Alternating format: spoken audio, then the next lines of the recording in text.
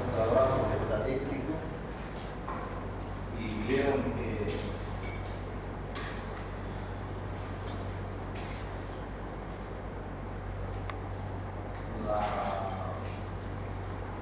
en el caso de la medicina,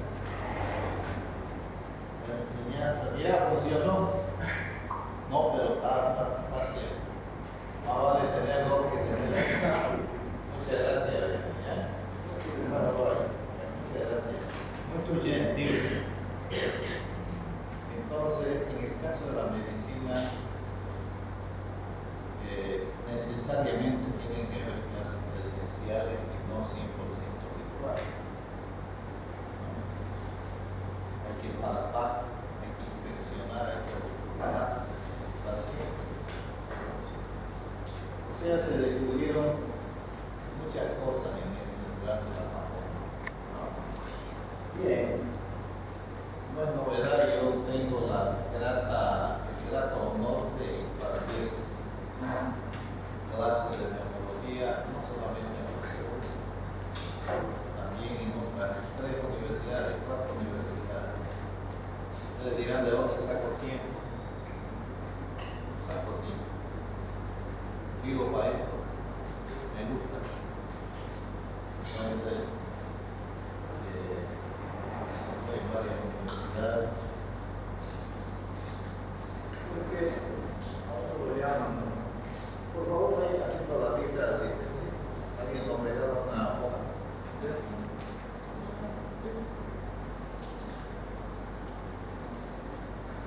¿Saben qué podríamos hacer también? Si alguien tuviera la gentileza de hacer una lista, podríamos tomarlo todos los días. ¿Hay alguien que quisiera hacer eso? ¿Puede? ¿Cómo se llama? ¿Teuma? Teuma. Entonces, por favor, hagan la lista y vamos a pasar electrónicamente. Aquí tomamos en 5 minutos todo. ¿Ya? Muy bien. En la anterior clase, muchas gracias por la gentileza. ¿Ya? En la anterior clase estuvimos hablando de 10 tips que ustedes necesariamente deberían manejar en neumología. ¿Cuáles eran esos tips? Tos, exploración, hemorroides, disnea, cianosis, dolor torácico, fiebre, roncos, sibilancias discretas. También les dije de que muchas veces va a haber uno solo de estos síntomas, o 2 o 3, o algunos como en la bronquiectasia, donde hay los 10. Aparecen todos, aparece expectoración, aparece hemorroides, aparece arritmia, cianosis, dolor torácico porque complica con neumonía, bronconeumonía, fiebre al complicarse con la neumonía, roncos, sibilancias crépitos. Las bronquiectasias son muy floridas. ¿Ya? Entonces, les decía de que la tos, estos 10 tips, se los recomiendo que ustedes los memoricen. Fíjense ustedes lo que les estoy solicitando. Ustedes ahorita me están escuchando, ¿no es cierto? O sea que el primer paso es oír, oír, oír. Segundo paso, después de oír hay que ir a leer, si es verdad o mentira. Y después de leer hay que estudiar, no es lo mismo leer que estudiar. ¿Ya? Después de oír, leer, estudiar, hay que memorizar. Hay que memorizar esto. Yo lo tengo, hoy hace no sé cuántos años, entonces lo sé cómo se dice de memoria. Después de todo eso, el siguiente paso es meditar. El meditar implica pensar, implica razonar. Y después de que hacen todo eso, ustedes aplican ese conocimiento. ¿Ya? Eso lo van a hacer ahora, mañana y pasado toda la vida. De repente ya lo vienen haciendo de manera empírica. Ahora el fundamento, ¿ya? Podríamos decir hasta epistemológico de todo, ¿ya? Entonces es así, ¿ya? Vean lo que yo tengo aquí, examen visual de la mano.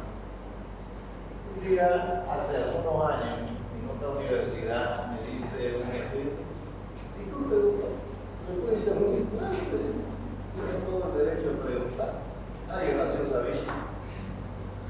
Pero doctor, ¿qué relación puede tener la mano con el pulmón?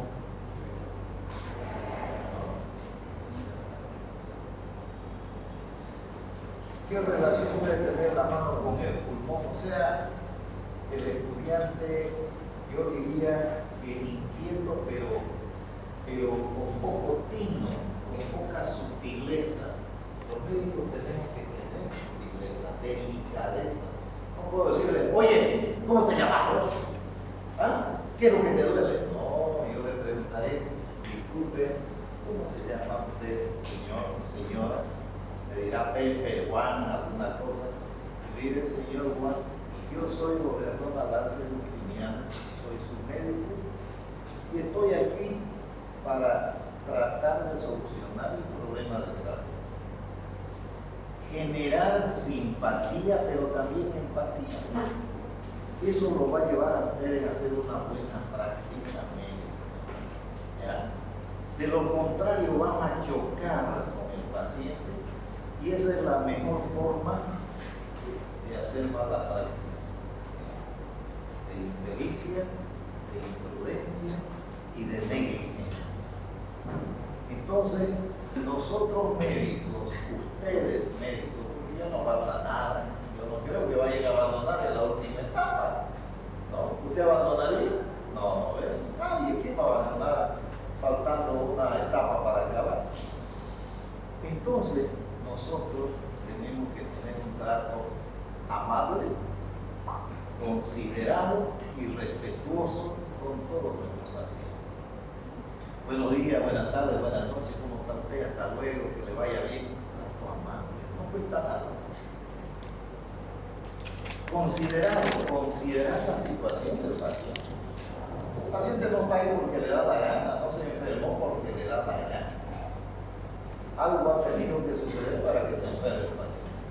Pero nuestra misión como médicos es tratar de aliviar y curar a ese paciente. ¿Por qué? Por nuestra calidad de atención, por lo que estamos aprendiendo. ¿De acuerdo? Trato respetuoso.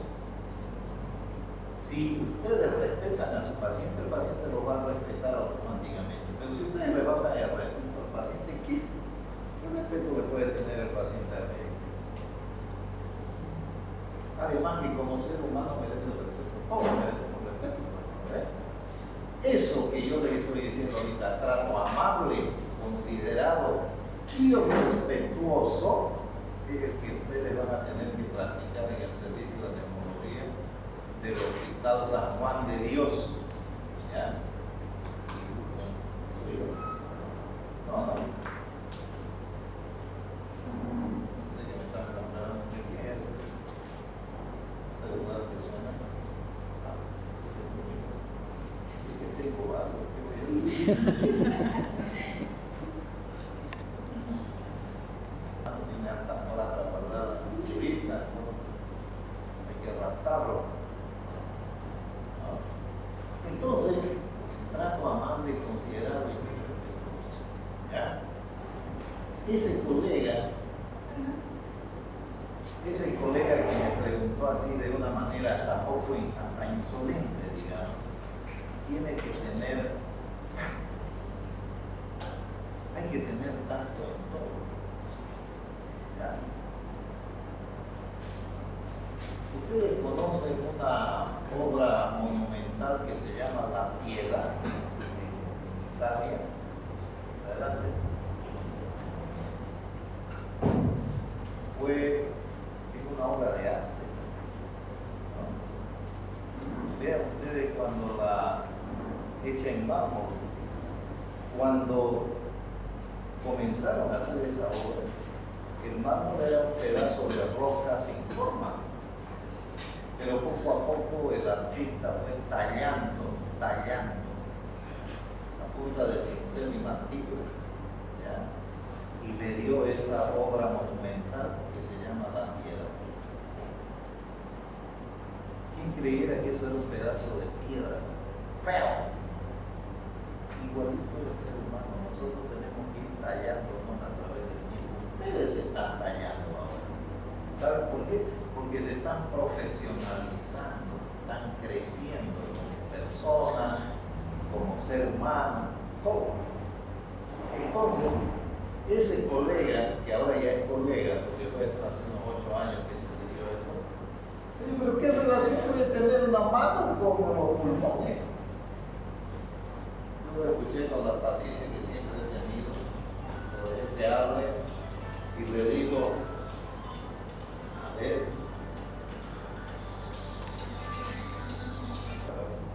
voy adelantado.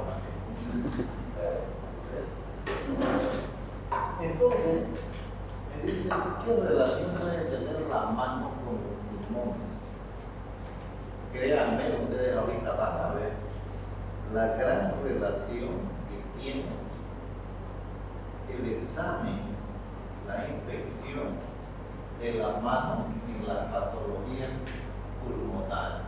¿Ya? Fíjense en esto. Aquí yo tengo una uña normal, ¿saben? Sí. ¿Sí?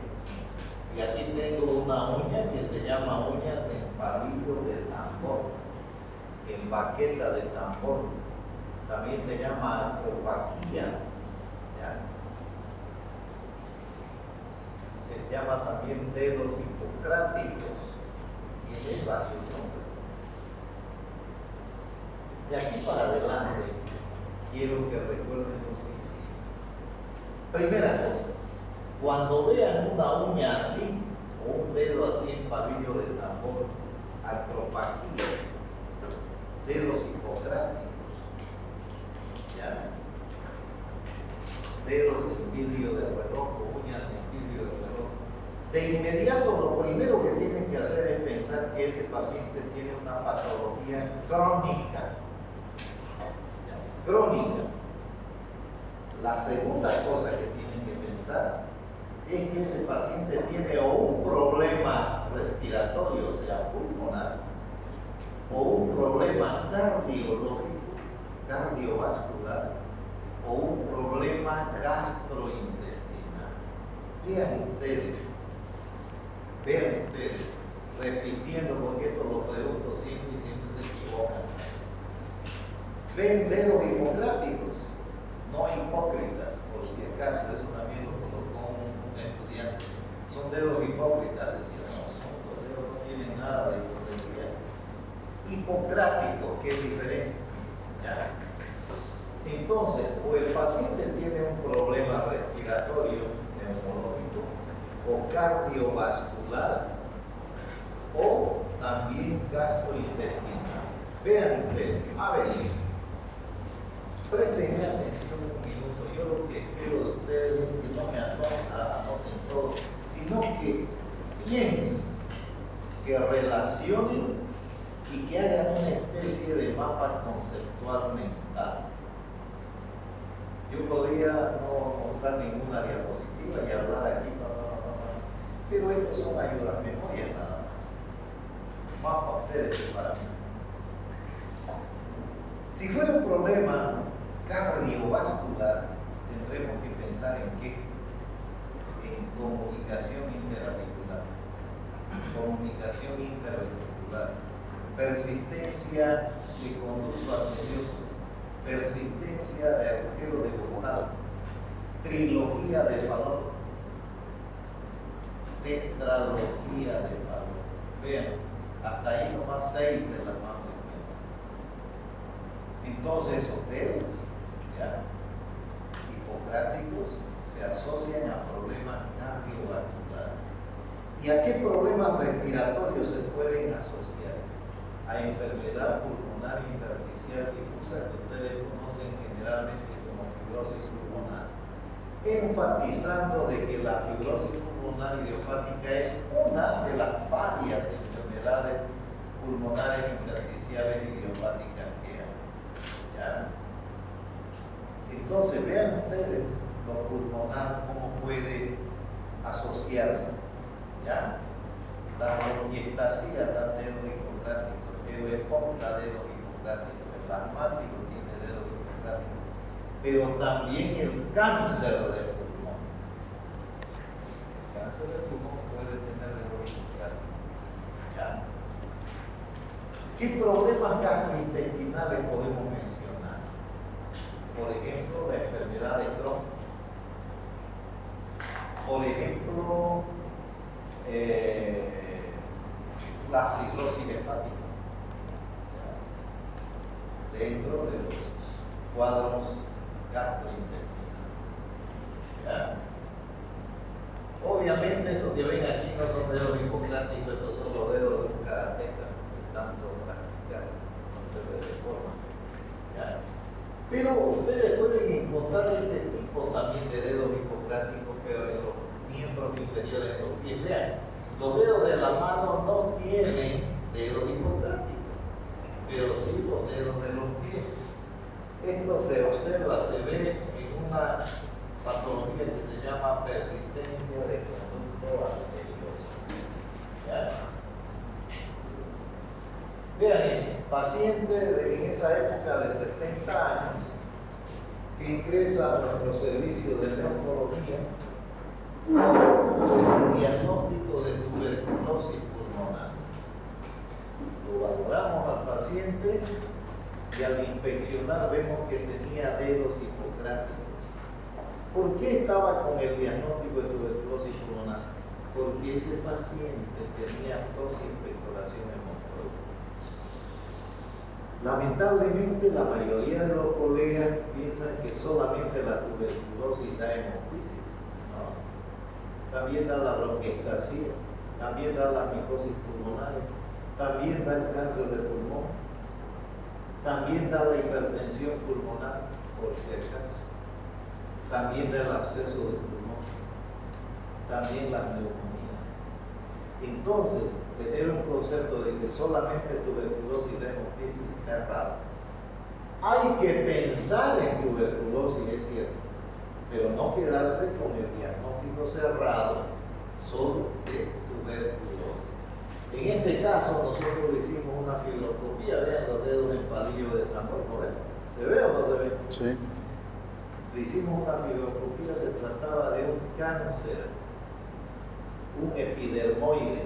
Si a este paciente le hubieran preguntado de a dónde lo derivaron, señor, ¿usted fuma? Sí, fuma. ¿Cuántos años tiene? 70. ¿Cuántos años hace que fuma? Yo comencé a los 15 años, digo. 55 años fumando. Lo menos que uno puede pensar es que el paciente tiene EPOC o tiene cáncer. ¿De acuerdo? ¿Ya? Vean esto. También dedos hipocráticos. ¿Ya? Hipocratismo digital. Vean esto, dedos hipocráticos en una tetralogía de Fallot. Vean esto, ¿no? Dedos hipocráticos. Este es el último caso que tuvimos en nuestro servicio. Paciente de 20 años de edad, tratado por asma bronquial desde su infancia. Nosotros lo examinamos al paciente y lo primero que nos llamó la atención fue los dedos hipocráticos, ¿ven? En la mano y en los pies.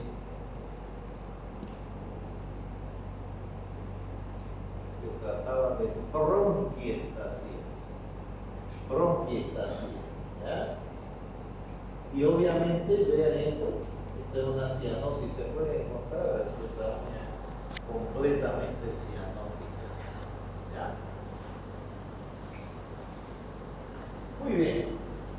Y ahora vamos con la palpación. ¿Con qué se palpa? Con las manos, con la palma de las manos, ¿no es cierto? ¿Para qué sirve la palpación? Uno, para apreciar si esa piel está fría o caliente, está sudorosa, está elástica, etcétera, etcétera. Palpación. Y también para ver la expansibilidad torácica como está haciendo el colega que está ahí palpando, ¿no? Ya eso lo han visto ustedes en qué, en semiología, ¿no? Sí. Entonces, las vibraciones vocales, ¿con qué?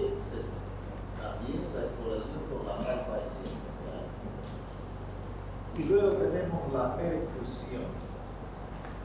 Ustedes ya llevaron semio, ¿no? El año pasado, ¿sí? Sí, doctor. ¿Quién de ustedes me puede describir los métodos o técnicas de percusión? Sin mirar el Google, sin mirar el celular. A ver, ¿quién? ¿Ah? Para la vibración de 3. Ya. A ver, por 5 puntos. Las técnicas de percusión por 10 puntos. Por 15 puntos. Por 20 puntos. Por 25 puntos, ¿verdad? Y es mi última oferta. No va a dar el primer parcial. Va a tener 25. ¿Cuáles son las técnicas de percusión? El segundo parcial más va a tener 25. ¿Qué les parece? Nada. El aire oferto más el final, más eximir. ¿Saben qué ha pasado? Ustedes han estudiado el año pasado, pero ¿saben qué se han olvidado? ¿Saben por qué se han olvidado? Porque uno de los pasos no lo han hecho. Escuchar, o sea, oír, leer, estudiar, pero no memorizar. Vean ustedes. Percusión se llama dígito digital de Gerard. ¿Lo ven? Un dedo percutor y un dedo glesímetro. ¿Qué otro método hay? De Auenbrugger, percusión directa. ¿Sí o no? ¿Han llevado o no? Y el tercer método técnico, ¿cuál es? ¿Ah?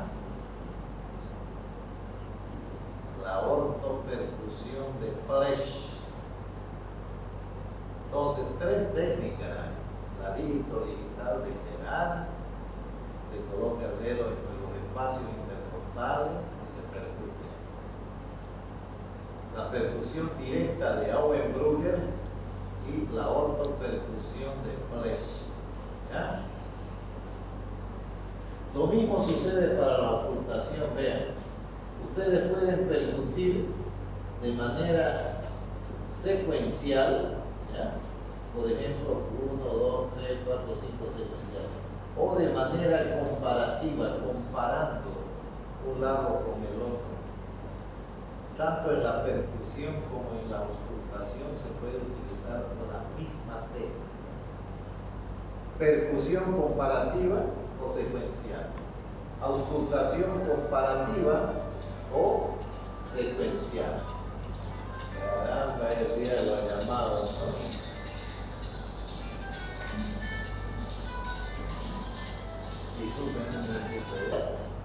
Entonces, acuérdense, este es el método del dígito digital de Gerard. ¿Se acuerdan? Ahora ya no ven. Sí.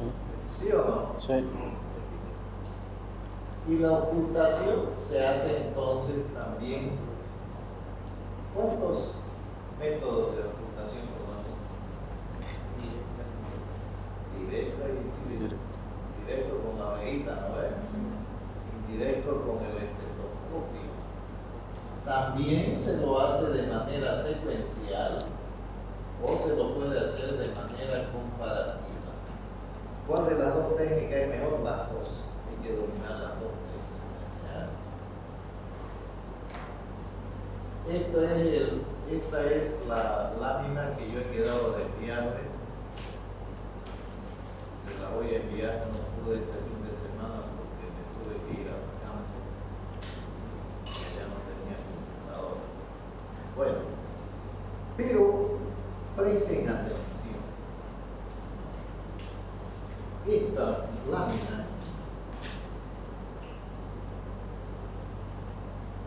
creo yo, ustedes deberían aprenderla tal como está ahí. Por una sencilla razón.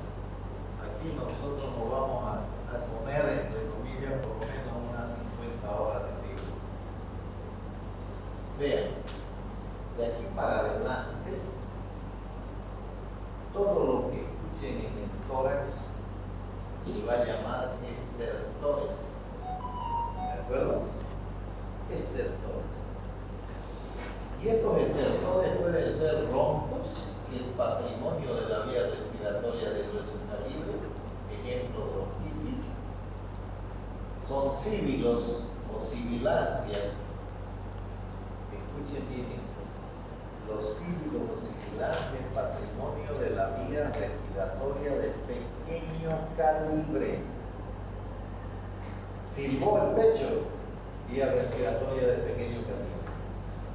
Hay un pero, presten atención. Las sibilancias pueden ser unilaterales, como en el caso de tumores, de cuerpo extraño o compresión de vía aérea, o pueden ser bilaterales, como en el asma.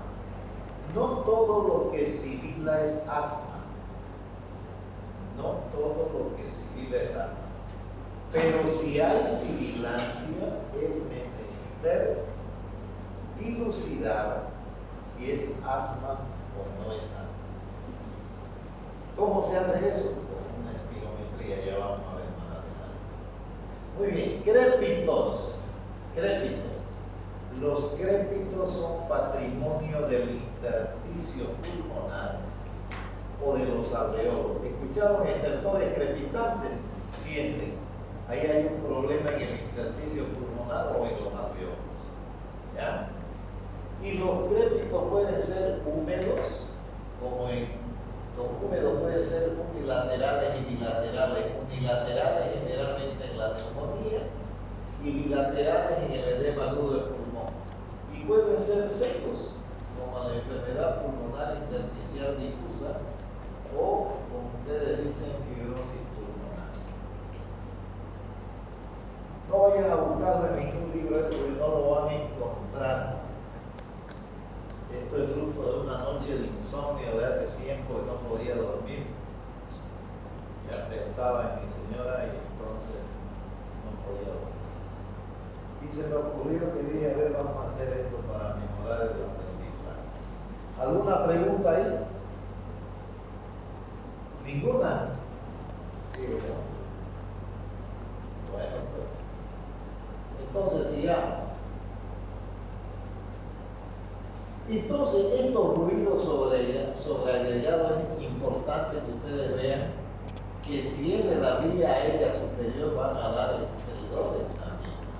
Pero si es de los bronquios, del árbol bronquial, esto puede ser roncos y pueden ser sibilancias. Y si es del parénquima pulmonar, estos estertores van a ser secos y van a ser húmedos. Y si es de la pleura, van a dar roce pleural y soplo pleural. ¿De acuerdo? Muy bien. Sigamos. Entonces, fíjense que todo lo que hemos hablado ha sido del aspecto clínico. Ahora vamos a hablar del aspecto laboratorial, del diagnóstico laboratorial. Les he dicho de que en la introducción a la neumología ustedes van a tener datos clínicos, laboratoriales e imaginológicos. Hagan la especialidad que ustedes quieran hacer, siempre va a haber esa triada para llegar al diagnóstico. Clínica, laboratorio e imagen. ¿Ya? Muy bien, estos datos laboratoriales, ¿con qué comienzan? Con la espirometría. La espirometría. Ustedes han debido llevar espirometría en el segundo año de medicina y en el tercero. Todo esto es lo que se llama capacidad pulmonar total. ¿Ya? La capacidad pulmonar total está conformada por la capacidad inspiratoria y por la capacidad residual funcional. A su vez, la capacidad vital comprende a la capacidad inspiratoria y la capacidad residual funcional. Estas son las capacidades y tenemos los volúmenes. Pregunta de evaluación. Volumen corriente, medio litro. Volumen de reserva inspiratoria, 3 litros. Volumen de reserva inspiratoria, 1 litro. Volumen residual, 1,5 litros. En total, 6 litros. ¿Ya? 6 litros. ¿Correcto? ¿Por qué es importante eso? Presten atención, pregunta de evaluación. Hemos dicho que la capacidad vital y el volumen residual forman lo que se llama la capacidad pulmonar total. Y esto es lo normal, vean. El volumen residual siempre es más pequeño que la capacidad vital, que eso ocurre normalmente. Ahora presten atención. En los procesos obstructivos el volumen residual crece y disminuye la capacidad vital. ¿Ya? ¿De acuerdo? Obstructivos. ¿Cuáles son los procesos obstructivos? Asma, EPOC. ¿Ya? Asma, EPOC. ¿De acuerdo? Son procesos obstructivos. Y procesos restrictivos, ¿cuáles tenemos? La enfermedad pulmonar intersticial difusa. O sea, lo que ustedes conocen generalmente como fibrosis pulmonar. ¿Ya? Y vean lo que pasa. En los procesos restrictivos, todo se achica. O sea, se achica el volumen residual y también el volumen, la capacidad vital. Pero la capacidad vital sigue siendo mayor que el volumen residual. Vuelvan a releer algo de fisiología y fisiopatología que el año pasado lo ayudó.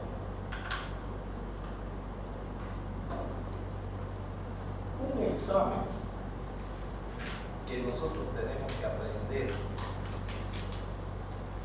a valorar en neumología es la espirometría. Parece difícil, pero no es. Si yo quiero que las cosas sean fáciles, lo primero que tengo que decir es fácil. Si yo creo que es difícil, van a ser difíciles. A ver, todo es una cuestión mental. Yo quiero que sea difícil, sí va a ser difícil. Quiero que sea fácil, va a ser fácil. Recuerden que es una cuestión mental. Es como cuando ustedes están saliendo afuera de su casa y se les cae el espejo y se quebra el espejo. Ay, se voy a tener 7 años de mala suerte. Va a tener si uno cree en eso. ¿No? O si pasa por debajo de una escalera, pero hay mala suerte. Y si peor, si pasa un gato negro por delante de ustedes, va a decir, tengo mala suerte. No, señores, no existe eso. Es fácil. Van a ver ustedes ahorita cómo yo les voy a mostrar que es facilísimo. Y de esta clase, ustedes van a salir sabiendo biometría.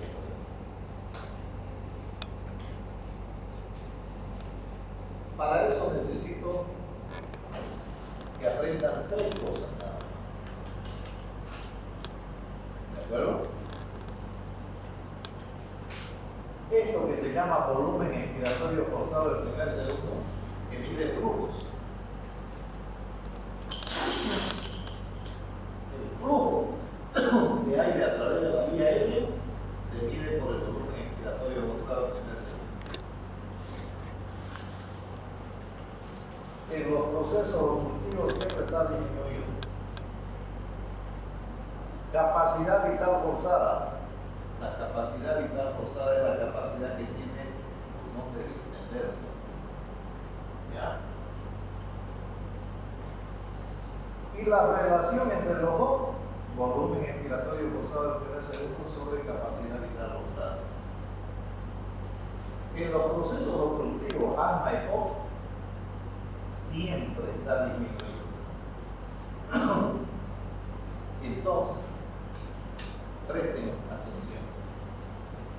¿Cuáles son los procesos obstructivos? Asma y POC. ¿Cuáles son los procesos restrictivos? Enfermedad pulmonar intersticial difusa. ¿Cuáles son los procesos mixtos? La coexistencia de ambos.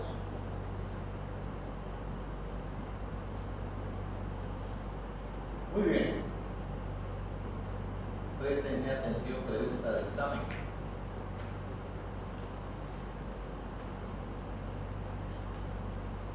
¿Cuál es la característica espirométrica de un proceso obstructivo, sea asma o POC? Que la relación volumen expiratorio forzado al primer segundo sobre capacidad vital forzada está disminuida. Siempre.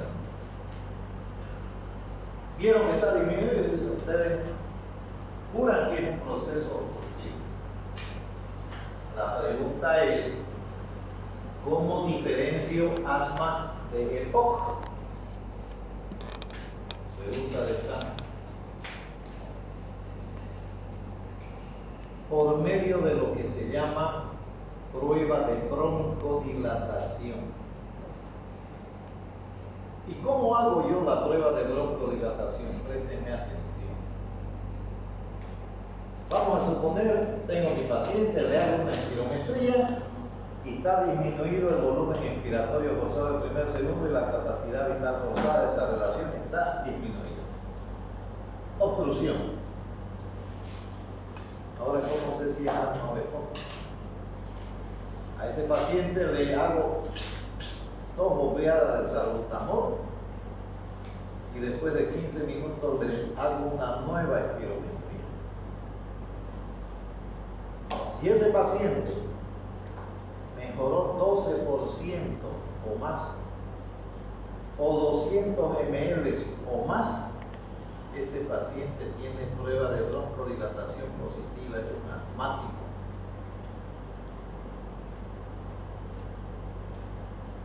Si ese paciente no mejoró nada,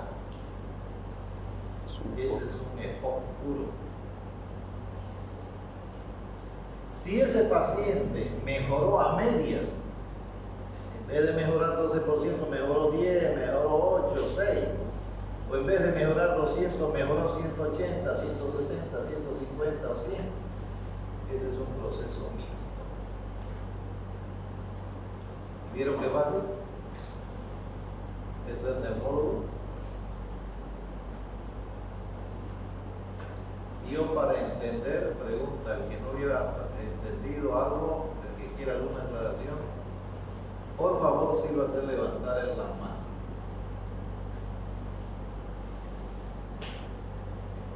¿Cómo te llamas? Gabriel. Claudio. No, Gabriel. Gabriel García Márquez. Bien.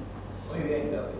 Doctor, entonces me dice que para poder medir si es un obstructivo restrictivo, vemos que el BBC, FBC más el BF1. Primero BF1, volumen expiratorio forzado del primer segundo sobre capacidad vital forzada. Eso también se lo llama índice de Tifenot. ¿Escucharon hablar de ese índice? No. En semiología, en fisiopatología, en fisiología. Sí, ¿no? Ahí. Índice de Tifenot. El índice de Tifenot a uno le gusta, a otro no le gusta, yo lo sigo llamando así porque me gusta. Es la relación entre el volumen expiratorio forzado del primer segundo sobre la capacidad vital forzada. Si ese resultado está disminuido, la espirometría siempre le muestra ahí los valores, ese es un proceso obstructivo. Pero no sabe si es asma o es EPOC. Para saber eso le hacen una prueba de broncodilatación. ¿Con qué? Con salbutamol. 2 papas, puff, puff. 15 minutos después le hacen una nueva espirometría. Ese paciente mejoró 12% más, o 200 ml o más, ese asmático clavado. No mejoró nada, es un EPOC puro. Mejoró a medias, es un proceso. ¿Viste qué pasa? Sí. Muy bien, Gabriel. ¿Alguna otra pregunta? ¿Nada? ¿Cómo te llamas? Miguel, a veces es mía. Por la iglesia de México, me dijo que ya fuera de congregación. Pregunta de examen.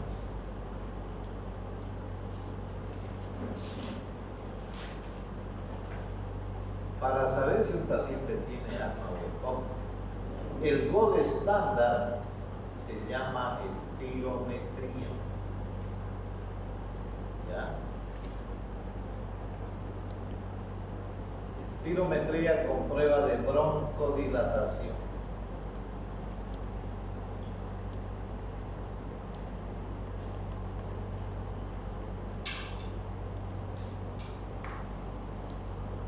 ¿Está bien, Miguel? ¿Sí? ¿De dónde son?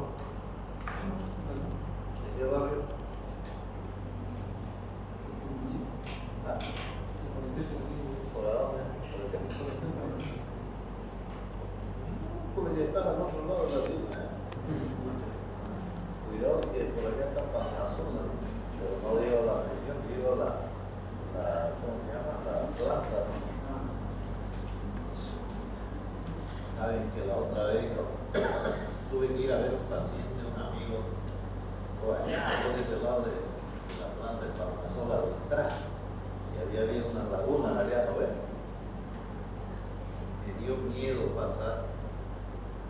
Había unos 300 camiones cargaditos de combustible en la avenida Santo Domingo. Desde el quinto, creo, hasta el sexto anillo hasta ahí. Le digo, ¿se imaginan ustedes si eso explotara? Volamos todo.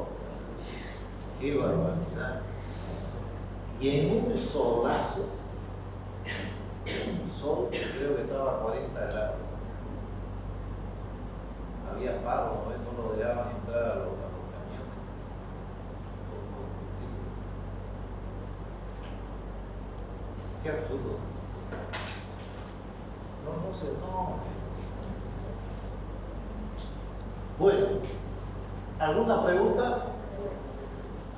Calma, pueblo. Y un proceso restrictivo, ¿cómo sé yo qué es? Igualito voy a ver la relación entre volumen expiratorio forzado al primer segundo sobre capacidad vital forzada y vamos a ver que está normal o está aumentado. Pero la capacidad vital forzada está disminuida. ¿Ya? Ustedes vieron que el índice de no está normal o está aumentado. Juren que ese es un proceso restrictivo. Vean qué fácil es el neumólogo.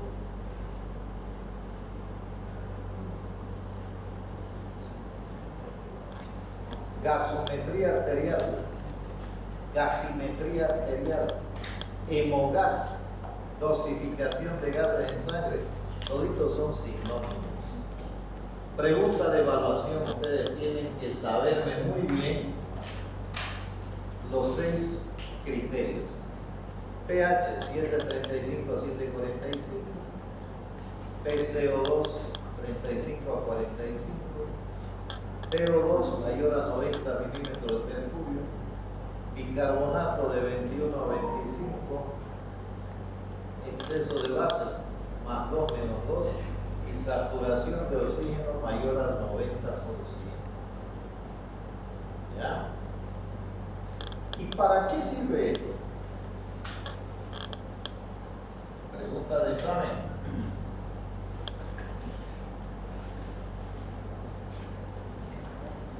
En este momento ustedes van a aprender, ¿saben a qué? Hacer diagnóstico laboratorial gasimétrico de lo que se llama síndrome de distrés respiratorio. Más adelante vamos a llevar síndrome. Pero recuerden que esta es la introducción a todo, o sea, tenemos que ver. Presten atención. Eso se hace a través del cálculo de la PAFI, llamado también índice de Kirby. ¿En qué consiste? Disculpen, ¿les puedo preguntar algo? ¿Han visto alguna vez el PAFI en segundo o en tercer año? ¿Ah? No. Debieron haberlo visto en fisiología, pero no hay problema. Presten atención porque esto es pregunta de examen. ¿Qué es la PAFI? Vean, presión arterial de oxígeno sobre fracción inspirada de oxígeno. Cálculo de la PAFI, ¿sabe de esto? Presión arterial de oxígeno sobre fracción inspirada de oxígeno. Lo normal es mayor a 300. ¿Ya? Vamos a hacer un cálculo aquí toditos. ¿Ya? ¿Cuánto es la presión arterial de oxígeno normal? 40. ¿Ah? Mayor a 90. Mayor a 90 milímetros de mercurio, ¿no? Entonces vamos a hacer un ejercicio. ¿Cuánto es la FiO2 normal? ¿Alguien se acuerda? ¿Qué es la FiO2 normal? Fisiología, segundo año. 500 ml. ¿Ah? 500 ml. Ese es el volumen corriente. No hay problema, ahora es cuando tenemos que equivocar. Está bien. ¿Cómo te llamas vos, el que participó hoy? Anderson, ¿y dónde estaba hoy? Yo te estaba buscando. De aquí para adelante, te quiero ver sentadito aquí adelante. Allá atrás, de aquí hasta allá yo no veo.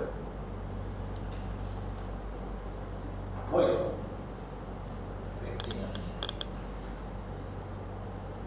presión arterial de oxígeno es mayor a 90 milímetros de mercurio. La fracción inspirada de oxígeno, ¿cuánto es? 21%. Aquí nosotros estamos respirando aire, ¿no ves? ¿Sí o no? ¿Sí o no? Sí. El aire tiene un componente que se llama oxígeno, que está en el 21%, exactamente 20.9, pero 21%. O sea que en la concentración del aire, que tiene hidrógeno, nitrógeno, oxígeno y otros elementos más, hay 21 volúmenes de oxígeno. Esa es la FiO2 normal, 21%. Entonces vamos a hacer ahorita un ejercicio. Todo el mundo. Vamos a suponer que la presión arterial de oxígeno es de 90, dividido entre 21. ¿Cuánto dio? ¿Ah? ¿Ya pueden? 4.28. 4.28. 4.28. Cuando hay decimales, ¿cómo se convierte en cero? Se tacha la coma. Entonces, ¿da cuánto? 428. 28. ¿Eso es mayor o menor a 300? Mayor. Entonces está normal. Muy bien. Otro ejercicio. Presión arterial de oxígeno de 90 sobre 35 de fracción inspirada de oxígeno. Dividan, ¿cuánto da? ¿Sobre cuánto, doctor? 35. ¿Cuánto? 257. ¿Es mayor o menor a 300? Menor. Entonces esto será un síndrome de distrés respiratorio leve. ¿Ya? Otro ejercicio. 90 de presión arterial de oxígeno sobre 55 de fracción inspirada de oxígeno. ¿Cuánto dio? 163. ¿Es mayor o menor a 200? Entonces será síndrome de distrés respiratorio moderado. Otro ejercicio. Presión arterial de 90 milímetros de mercurio sobre 95 de fracción inspirada de oxígeno. ¿Cuánto dio? 94. ¿Es mayor o menor a 100? Entonces será síndrome de distrés respiratorio severo. ¿Dio para entender? ¿Ah? Sí. ¿Seguro? Le voy a preguntar. Muy bien. ¿Vieron qué fácil es el neumólogo?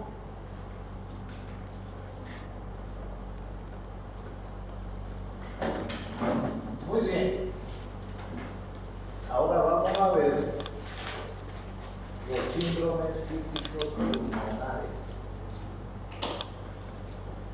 Esto es terriblemente importante y fácil. Ustedes ya lo vieron en semiología, lo vamos a repasar un poco. ¿Ya? Muy bien.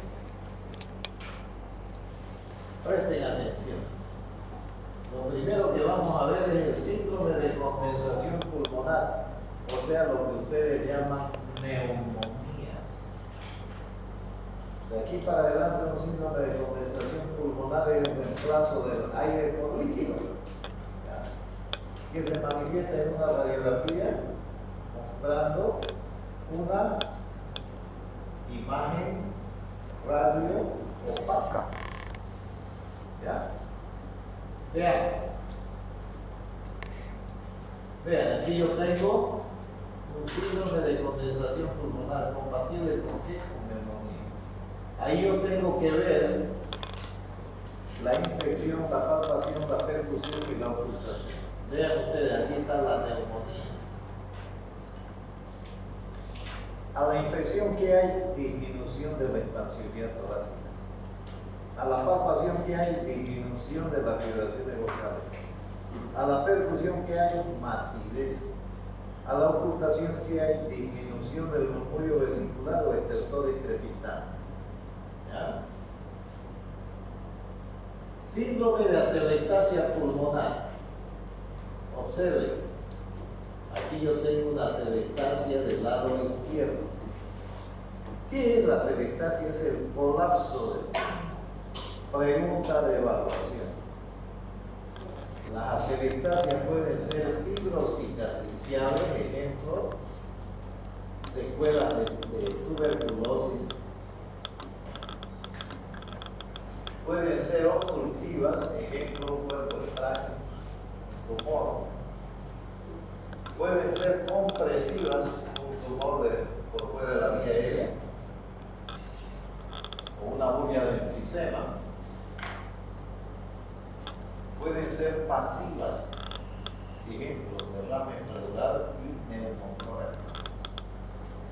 Y pueden ser tensioactivas o adhesivas, ejemplo, síndrome de distrés respiratorio agudo. ¿Ya? ¿Alguna pregunta por ahí? Tensioactivas o. ¿Ah? Pueden ser tensioactivas, dijo, o. Repitiendo, para que no digan que se equivocaron. Atelectasia fibrocicatricial, ejemplo, como en este caso, secuelas de tuberculosis. Obstructiva, ejemplo, cuerpo extraño o tumor endobronquial. Compresiva, ejemplo, un tumor por fuera de la vía aérea o una bulla de enfisema.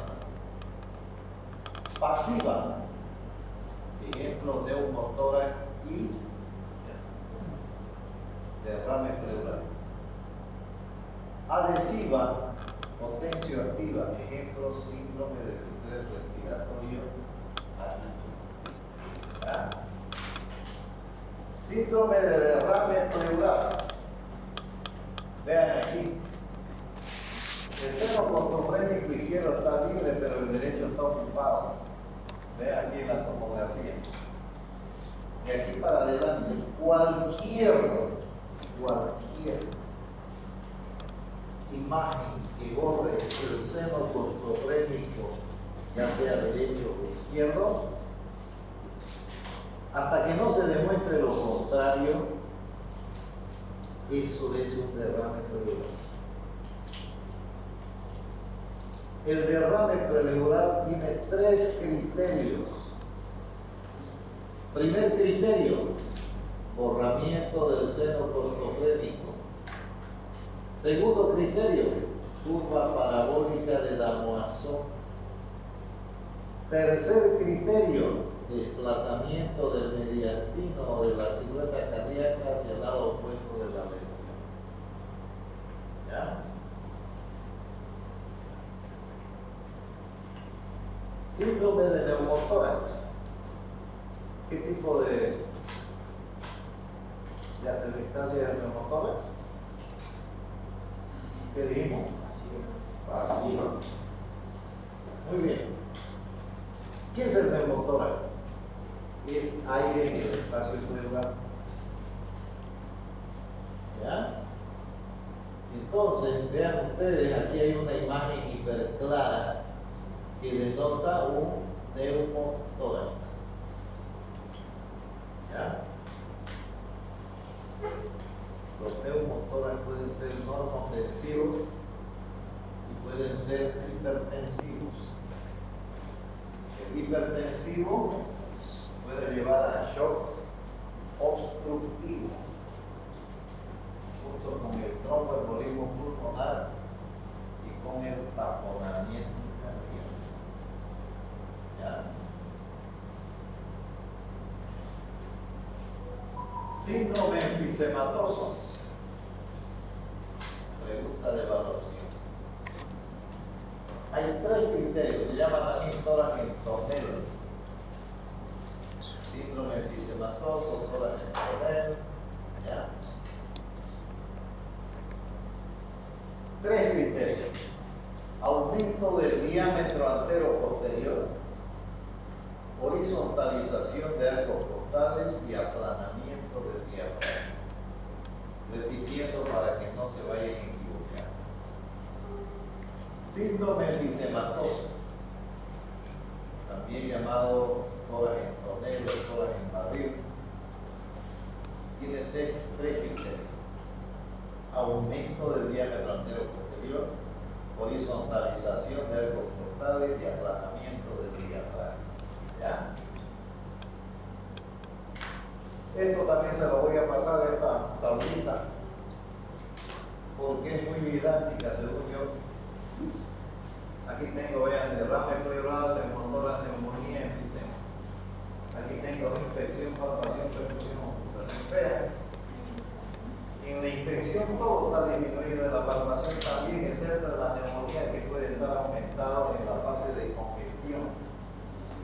A la percusión, en el derrame y en la neumonía hay matidez, y en el neumotórax y en el enfisema hay hipersonoridad. A la ocultación en todo está disminuido, con la salvedad de que en la neumonía puede haber soplo tubario y estertores predominantes húmedos unilaterales. ¿De acuerdo?